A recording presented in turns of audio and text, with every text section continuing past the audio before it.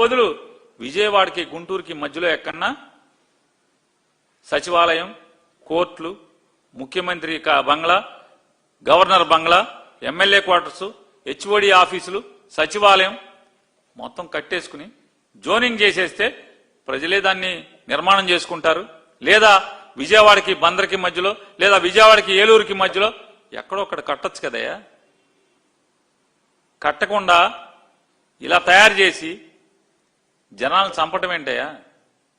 అది మంచి ఆలోచన కదా, అలా చెయ్యాలి కదా దార్శనికుడు అంటే అని ఆయన చెప్పాడు. నేను ఇక్కడే కూర్చోవాలి, అక్కడే కూర్చోవాలి అని ఎందుకు?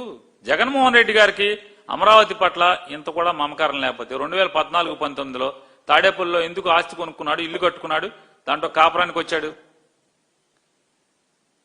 2014లో రాష్ట్రం విడిపోతే 2025 దాకా మీకు ఇక్కడ స్థలం కొనుక్కునే ఆలోచనే లేదు కదా.